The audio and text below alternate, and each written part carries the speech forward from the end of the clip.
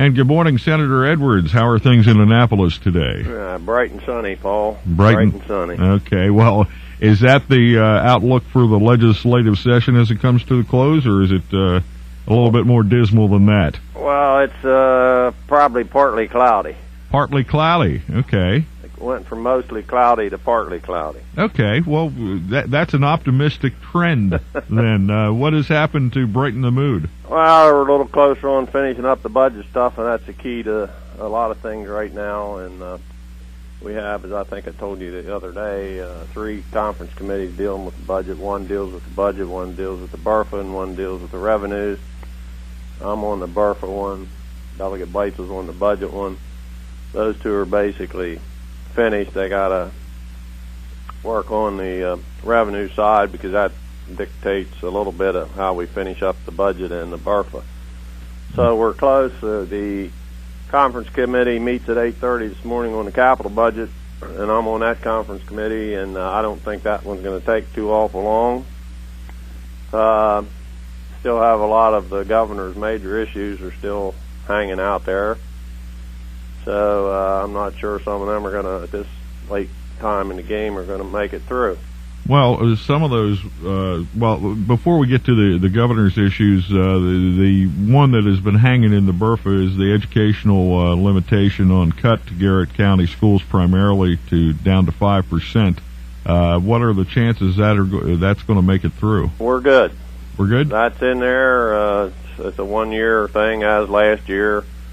Some of my colleagues kept saying, "Yeah, you going to come in next year for the third one-year funding?" I said, "Well, I'm not sure, so I would just say it's highly unlikely we're going to be able to get that 3 years in a row. So the county's probably going to have to plan a little bit. But at least we got, I think, it comes out to $1.15 million, which is the amount that holds them to the 5%. Okay. Which will be very helpful. Like I said, we haven't signed a dotted line yet, but both sides have agreed to that particular funding mechanism, how we came up with it, which is a good thing, and it'll be helpful this year, and hopefully tide them over, and they can plan more for how things may flow next year, and hopefully some of their revenues will pick up between now and then, will allow them to not close any schools down. I mean, they're still going to be short, I think, about $1 million some.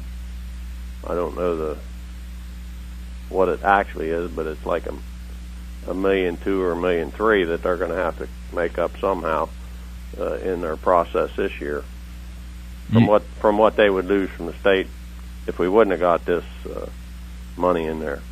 You have been on record as to wanting to revisit the formula. Will that happen in this post-session period? I doubt it. I keep bringing it up. The problem is you got the big boys who kind of like the way it is, and if you massage it, what's that do to them? They don't disagree with me when I keep saying there's no way at all that we're the fifth wealthiest fifth wealthiest county in this state. Every other mechanism we use to calculate wealth, we're in the bottom 5 or 10, depending on what category you use to compute it. But because the way they compute for education, we happen to be the 5th. But a lot of it's based on the population of students, and we've continued the last couple of years to lose students. Hopefully that'll stabilize. If that would stabilize, then I think we would be in pretty good shape as the economy starts to pick back up, and assessments people don't want to hear, but based on the economy, when that picks up, your assessments seem to go back up. Yeah, I was going to say, though, but that's kind of a several-year proposition at best, isn't it? Well, that's true, other than that, every 3 years they have to reevaluate properties, so they're on a third. So a third of the county gets done each year. Mm-hmm. So it depends when they do yours. If you get hit in an upswing, you probably get an increase. If you get hit in a downturn, you get a decrease, or no increase, or minimal, and that, of course, then holds you for 3 years. All right, there are let's get back to the governor programs that aren't going to make it through. You are also on record as not favoring a lot of those programs. Which ones are going to go by the wayside that may have impact on Garrett County directly? Well, the offshore wind one seems to be stuck in the Finance Committee, and talking to some of my colleagues there, seems to be a 6-5 vote against it, and all of them, at least at this point, I know that the governors are working them pretty hard, said they're sticking with that position. And that would impact Garrett County, because what they want to do is subsidize them and put a charge on everybody's electric bill. They didn't do that when they built wind farms in Garrett County. They didn't say we're going to charge every ratepayer in the state of Maryland a certain amount and put it on your electric bill. And who knows what they say, well, it'll be $1.50 a month.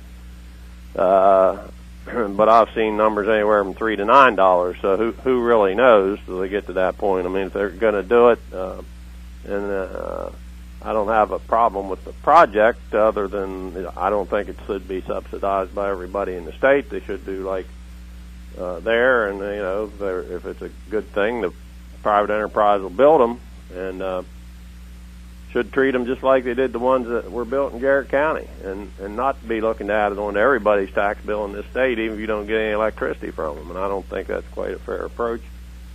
But it's still in committee. The sustainable growth one hasn't been finalized that I'm aware of yet. There is some differences between the House and the Senate. That deals with your you call it a takeover of land management by the state. The Senate amended it pretty good, I guess you would say. So it's a difference between the House and the Senate. I'm not sure they've worked those differences out yet. We still have the septic issue to deal with, so that isn't through yet. And this is Friday, and it passed the. I'm talking about the fee bill now. It's passed the House. They amended it to make it $60, but it hasn't come out of the committee over here in the Senate yet. So there's still several of those things hanging out there yet. Gas tax isn't going anywhere. It's in B&T, which I'm on, and there's no enthusiasm in there to pass a gas tax at this point in time. And then the governor come out the other day and said, well, maybe we ought to just increase the sales tax on everything 1 penny and put that in transportation. Well, that didn't go over too swift either. So I don't think there's going to be any kind of revenue enhancement for transportation this year. They can go back to the drawing board. And you've heard me say this before. We need to look at changing the whole structure of how we fund it, and we need to look at a local mass transit tax like every other system in this country basically has, and utilize that to help fund the mass transit end of it. Then you don't need to be looking at a whole lot of other revenues on the other side to pay for roads and bridges, because then you don't have to rob the Transportation Trust Fund to pay for mass transit, which half the money now is going to mass transit. Half the money proposed in the governor's proposal, new money would go into mass transit. So in essence, the drivers of vehicles of whatever sort are paying basically the whole bill, which, again, in my opinion, is not a fair approach. I know we're on the clock right now. You have to run off to that conference committee as we're recording our interview. Prior to that, wanted to ask you about the election, and I know you had endorsed Senator Brinkley for Congress. How does that impact your relationship with Congressman Bartlett in the future? Is that all part of the game? You all understand that, or does that significantly change it? In my opinion, it doesn't change it. I'm supporting Roscoe. He won the primary. We need to keep that seat. I'm going to do all I can to help Roscoe maintain that seat. He understands how things work, and the big thing was back in the beginning that Congressman Bartlett wouldn't tell anybody what he was doing, and people had to make a decision. And he didn't tell anybody. Wasn't telling people what he's doing in relation to whether he's running again or not. That's what I meant to say.